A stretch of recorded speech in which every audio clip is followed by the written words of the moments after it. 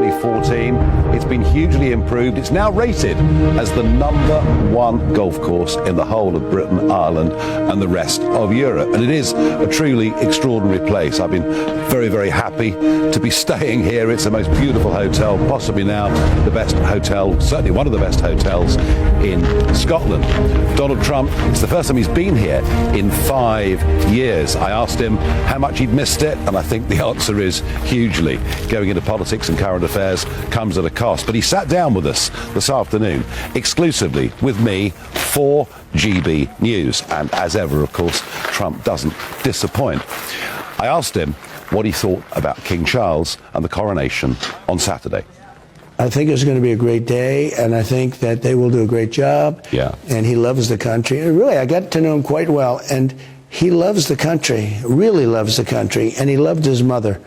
I also asked him about the ongoing war in Ukraine. What could he do if he was president of the USA? So if I were president, and I say this, I will end that war in one day. It'll take 24 hours. I asked him, why was Joe Biden not coming to the coronation, and what did he think Biden would be doing? And when you have somebody that's going to be sleeping instead of coming to the coronation as president of the United States, I think it's a bad thing. So here it is, Farage, the Trump interview, exclusively here on GB News. Hello. Hello. How was the golf? The golf was great. It's great. It's nice fantastic. Everything about it's beautiful. It's great to have you here. Yeah, good, lovely people. Oh boy, did you see the wedding? I know. I was chatting with them last night. Yeah, very nice people.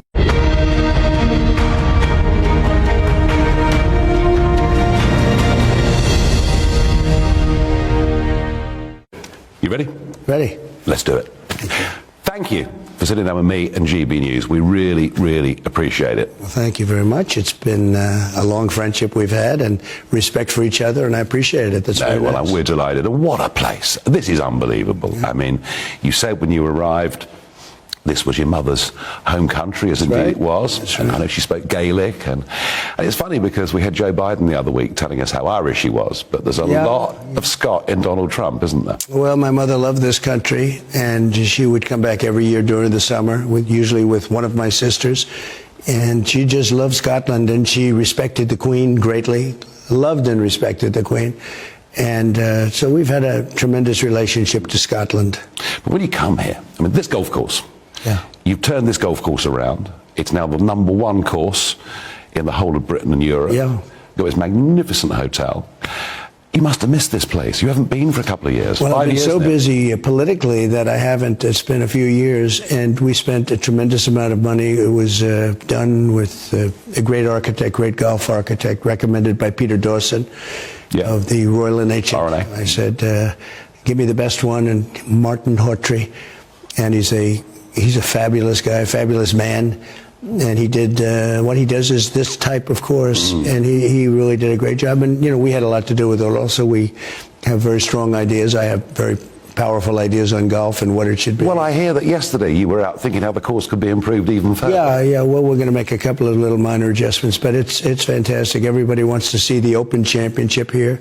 The players, it's their favorite course. It's the #1 rated in Europe. In some lists, it's the #1 rated anywhere in the world. And they want to have the Open Championship back here. I would have thought that Sturgeon would have wanted that and pressed it, but she's got her own agenda. She's gone. She's gone. Are you pleased to see the back of her? Well, I must tell you, we had I didn't know her. I don't know if I ever met her. I'm not sure that I ever met her. I dealt with Alex Salmond. I got along great with him, actually, until the windmills started coming all over Scotland. I said, you're hurting Scotland. You're destroying your environment, frankly. The windmills are, I think, a great disturbance to this country and to a lot of other countries. Very expensive energy. But I had a very good relationship with him early on. When I was getting my approvals, I got all the approvals for Aberdeen, which is incredible. And we built an incredible place in Aberdeen also, and spent a lot of time on Turnberry. And Turnberry has been a tremendous success, as you probably know. No, I can see that. Well, she's gone, and I have to say that she wanted to make Scotland the most progressive country in the world. Yeah.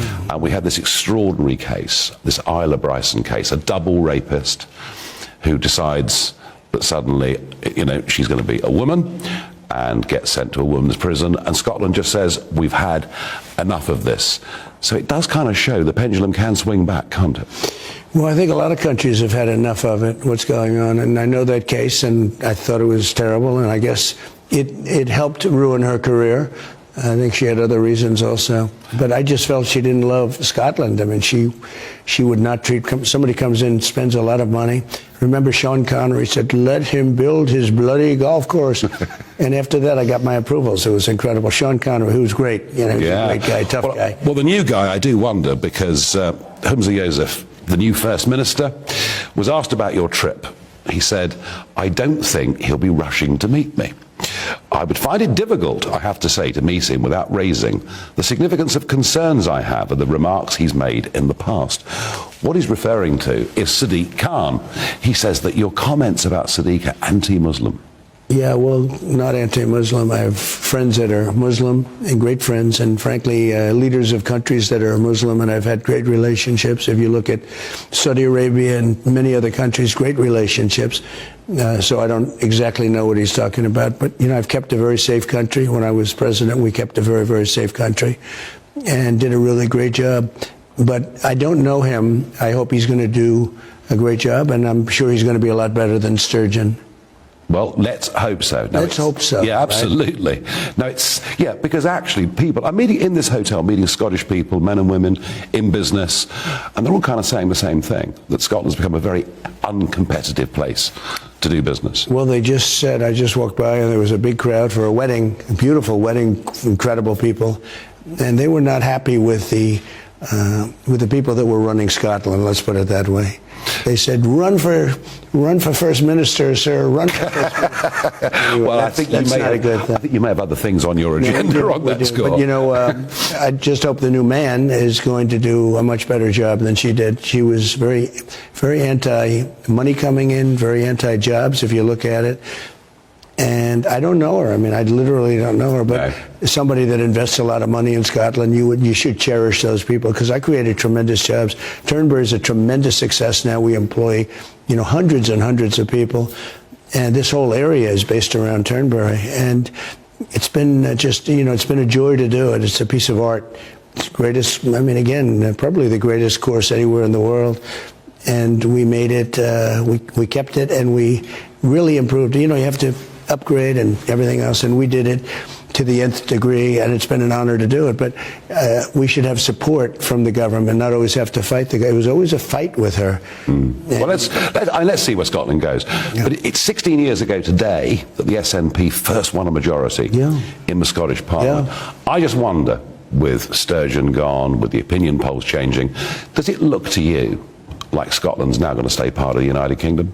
I think they should. Yeah. I think they should. I think they should all work together. And, there's a great love of the Queen. It's very interesting. The Queen kept it together. This woman was amazing. I got to know her very well over the last couple of years that I was president. And we had events together. We had one of the most beautiful events that I've ever attended. And I sat with her for hours.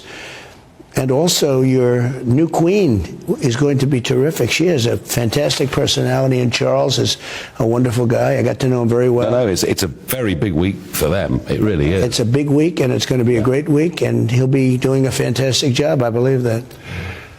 The last time we spoke on GB News, it was, in fact, the 8th of September. It was the day that the Queen died, and I could see you were very clearly moved by meeting this woman, and as you say, your mother was a huge fan. She was. Of the Queen. Now, coronation this Saturday. It's our first one for almost exactly 70 years, so it's a huge event. We've got over 100 heads of state from around the world are going to be in Westminster Abbey. If you were still in the White House, would you have gone to the coronation? Well, I would. I think it's a very important event. I think it's a great thing. A lot of people talk about the monarchy. Should you have it? Should you not? I think it's a fantastic thing. It holds your country together largely. And I think he's going to be a fantastic representative as king and queen. She'll do a great job. She's got a wonderful personality. I got to know her very well also, sitting at dinners for long periods of time. And I got to know her very well. And it's going to be, I think they'll do a great job together. Now, Mr. Biden's not coming. What does that say about his relationship with the UK? Because we get the feeling here, yeah, he's very, very pro-Ireland. He completely ignores the fact that Biden is, in fact, an English name. He's got English relatives. He doesn't seem to like us very much. I don't think he can do it physically, actually. I think that it's hard for him to do it physically. I think getting over here for him, he's got a lot of things going, and a lot of strange things happen. But certainly he should be here as a representative of our country. I was surprised when I heard that he wasn't coming. You would think he would be here. He'll be in Delaware, where he spends a lot of time. He spent a lot of time there during the election. In the bunker. So I don't know, but I was very surprised to see. I think it's very disrespectful for him not to be. Yeah, he's sending the First Lady, but he's not going to be here. But somebody else who's not coming, of course, is Meghan. Meghan is not coming. Harry's coming. We understand it's a complete in, out, like within 2 hours after the service, he'll be gone. But I kind of think maybe we're better off without Meghan coming. Well, I think that she has been very disrespectful to the Queen, frankly, even during that time. I mean, how can you be disrespectful to the Queen? The Queen was incredible for years, for decades and decades. She never made a mistake. Think of it. With all of the people that you watch them and you see they make lots of mistakes, if they're famous people or not famous people. But I don't know. I can never think of a mistake she made. She was never controversial. When I was with her, I tell the story. They said, "Who was your favorite president?" "Oh, they were all great. They were all great."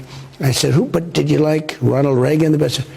"Oh, I liked them all very much." "What about Richard Nixon?" "Oh, I thought he was wonderful." Then I said, "Who was your favorite prime minister?" And she said, "Just fabulous people, every one of them. But wasn't it Winston Churchill? Oh, I liked him very much." And I'm saying to myself, you know, this is so smart because there's like no controversy. Yeah. She went through years and years and decades without controversy and just did a great job. You cannot be disrespectful to her. And I think Meghan was very disrespectful to her. Very, very disrespectful. Oh, I think, you know, up until her death, I think she was the most popular human being in the world. Yeah. I think the respect she commanded... I would say that that is true. ...throughout the Commonwealth, America, elsewhere, she was amazing. But it's a very tough act to follow, someone like that, for Charles. And he has his own views, his own way of doing things. He's going to modernise the service a little bit. And, you know, that's the man that he is, and we know the causes that he believes in. But it is a huge challenge, both for him and Camilla. And I just would like you to say your message. I think they're going to do it. I think they're going to do a great job. I got to know him very well. He does love the environment, I will tell you. He's an environmentalist to the nth degree, and that's okay. He likes windmills. He does. Well, so we can have a little disagreement.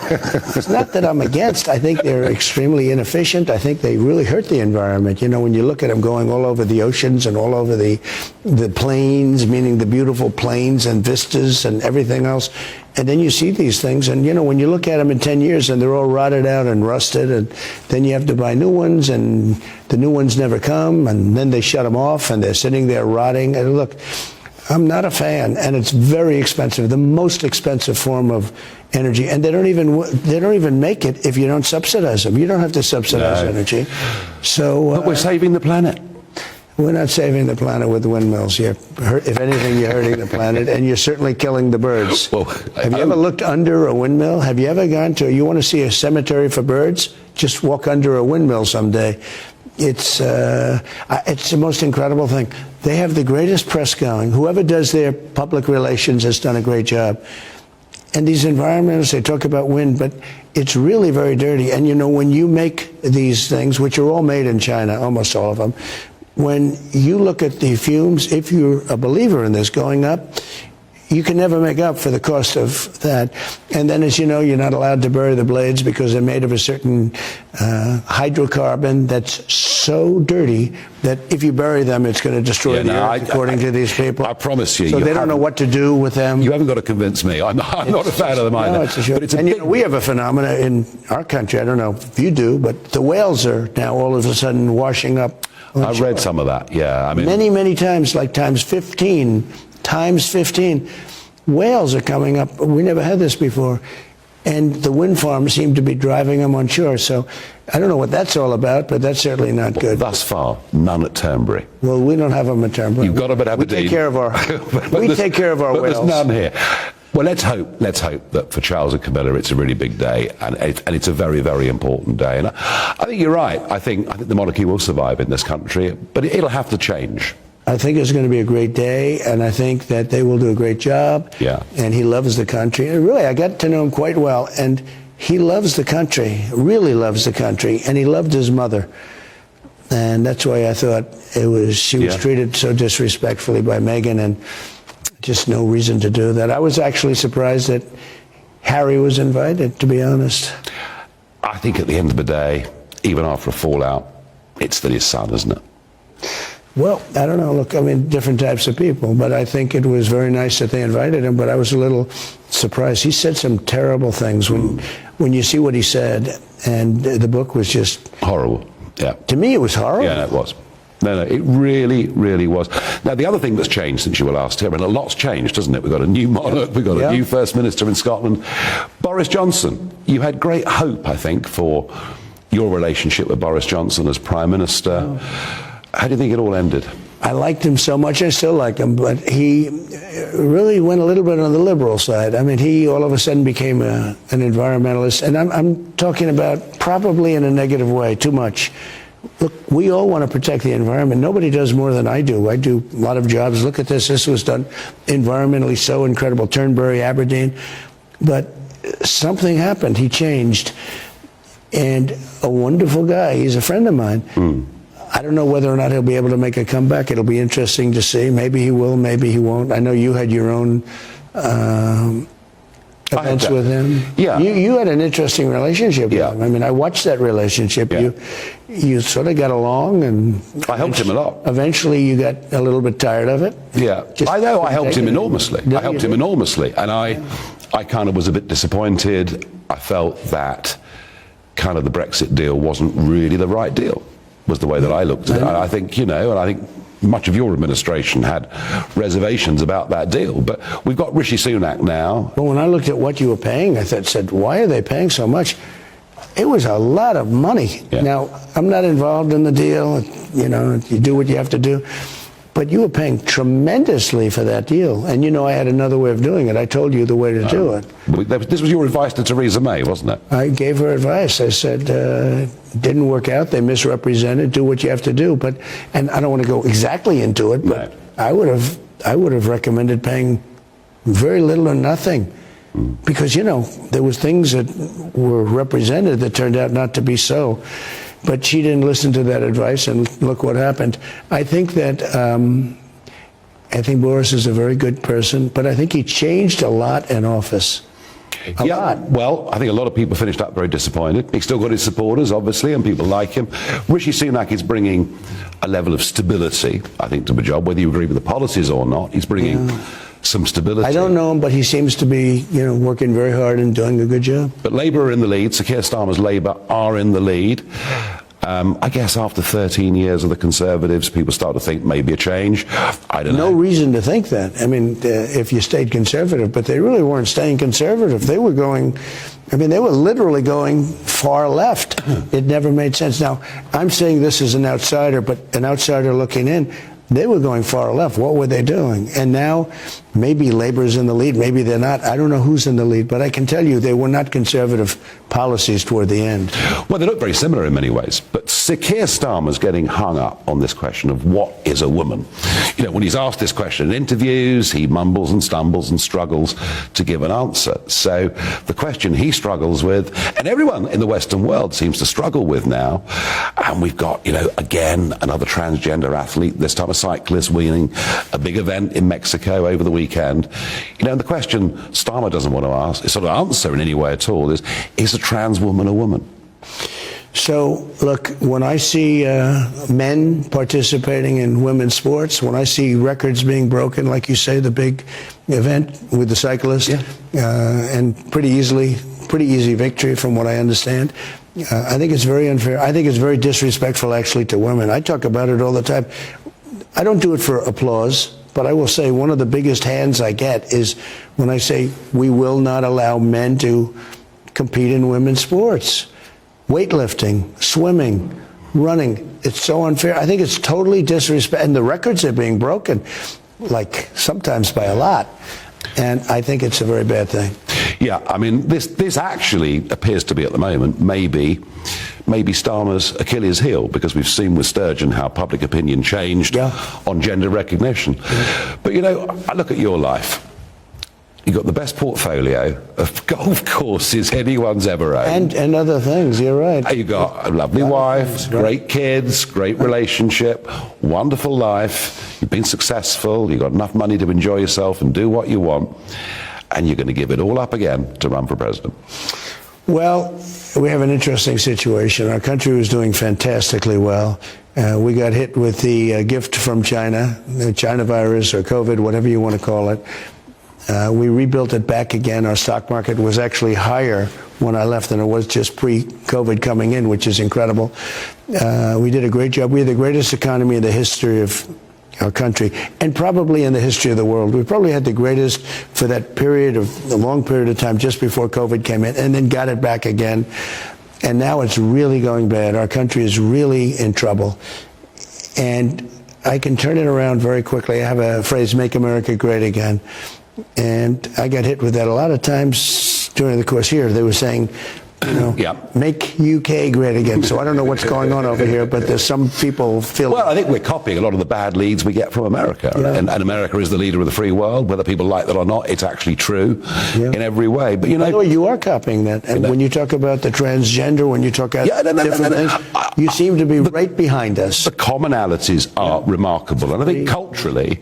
I think the countries are closer together now than they've probably ever been. Mm-hmm. Right now they're destroying our country. Our country is being destroyed very much like, I think to a much lesser extent, your country is being hurt very badly, but our country is being destroyed. But they're trying to destroy you, aren't they? I mean, I saw that photograph of you. And I've met you before when you were going through tough times as president, when they just kept on you. And frankly, I don't know anybody that could have withstood it, but you did. You kept going right through. And we had a great presidency. Look, I got the biggest tax credits. Take a look at what we did in terms of tax cuts. Mm-hmm. We got the biggest tax cuts in history, biggest regulation cuts in history, rebuilt the military, created Space Force. We did things that nobody thought were possible to do. Had the strongest border we've ever had. Now we have the worst border probably in the history of the world. There's no country in the world that has a border like we have. Yeah, it's 6 million. Drugs were way down. People coming in illegally were at the lowest point we've ever had. We did a great job as president, and people want that back. Now you would say, why would you do this? You won't be able to be back here for a long period of time. And it was really, being at Turnberry was such a great thing, a thrill to see how beautiful and how magnificent it is. And, you know, our hand has been just more than just touching it. We did a real job here. And it is hard, too, because, you know, you're running and you're competing against China, you're competing against everybody. We have a lot of danger out there. I believe this right now, the world is in the most dangerous place it's ever been in because of the power of weapons. And that includes nuclear, obviously. And we have a person in the United States that doesn't have a clue. And people say, why do you want to do it again? And I'm leading in the polls, as you know, by a lot, because people want that. They want back what we had. They want stability. They want the economy. They want jobs. We had the greatest number of jobs in the history of our country. We had, everything was top, whether you had a diploma or you didn't have a diploma, whether you were a PhD from Harvard, MIT, the Wharton School of Finance, or you didn't have a high school diploma. Everybody was working, African American, Asian American, Hispanic American. We had the greatest, it was the greatest period of time, that period of time just prior to COVID. Until COVID came in, I got along great with President Xi. I got along great with President Putin. Putin never would have gone into Ukraine. If it weren't for the incompetence of this administration, this current administration, Putin was not going in. It was never mentioned. And I knew him very well. I got along with him well and Xi well, and Kim Jong-un, I got along with him well. If Obama were president for a little bit longer, you would have had a nuclear war with North Korea, in my opinion, okay? I think in his opinion, too. He thought it was the most dangerous thing. I got along great with Kim Jong-un. Now, Putin, today, they're saying there's been an attempted drone strike by the Ukrainians on the Kremlin. We don't yet know the full truth. Have you seen that story? I have not seen it yet. Okay, right. Well, you know, that's a big story. They're quite small drones, but let's see what big story. The truth of it is. Yeah. There's a growing, I sense in America, unhappiness about the money that's been given to Ukraine. Yeah. Why does nobody talk about peace and peace negotiations? So if I were president, and I say this, I will end that war in one day. It'll take 24 hours. I know Zelensky well. I know Putin well. I would get that ended in a period of 24 You can break that deal. 100%. It would be easy. That deal would be easy. A lot of it has to do with the money. A lot of it has to do with the military, that we're giving. But I would get that deal done within 24 hours. That war has to be stopped. That war is a disaster. Yeah. And I'm talking more than money. I'm talking about the human life. It's far greater than anyone thinks. There's a lot of people being killed. You don't knock down a whole city and say 2 people got hurt. Right. Okay? Thousands of people are being killed in these cities that are being knocked down. Yeah. They're in those big apartment houses, and they are big buildings. I'm a very good real estate guy. I know what these are massive buildings. I'm actually surprised to see. And when you see those buildings just collapsing, thousands of people are being killed that nobody's talking about. That war has to stop. Well, I think we'd all love to see that war stop and the threats end. Look, we're going to get energy prices down. We're going to get taxes down. We're going to get interest rates down. Our country's gone crazy. Interest rates are through the roof. Taxes are through the roof. They want to quadruple taxes in the United States. Now, historically, that's been a very bad thing if you're a politician. We're going to raise your taxes. Think of it. We're going to raise your taxes, and they're supposed to win. The way they win is by cheating. And you have to learn by history. You can't just say, well, we're not going to talk about something anymore. I talk about positive. Energy's coming down. Interest rates are coming down. You're going to be able to get your homes again. Right now, people can't buy a home. So this is the pitch. Well, that's part of it. The economy was great, and we're going to have a strong border. Our border is pathetic. We will have, at the end of this year, 15 million people, in my opinion, come into the country. 15 million. That's bigger than New York State. They come from mental institutions. They come from prisons, jails. They come from everywhere. We have no idea. And some seeking a better life. Sure, some seeking a better life, but how many? Look, if you look at the prisons, if you look at mental institutions all over the world, they're being emptied out into our country because we have an incompetent president. That man is incompetent, and it's a shame. And he's not running it anyway.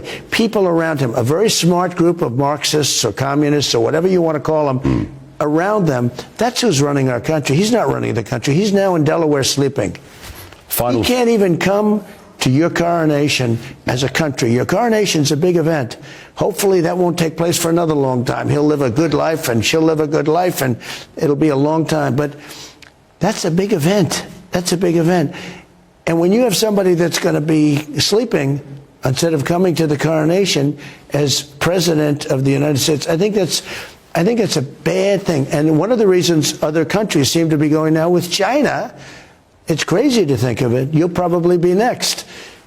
When the president doesn't come to a coronation of the new king and queen of your country, how is that possible? The reason is he's sleeping. Shouldn't happen. Final thought. Are you going to win next year?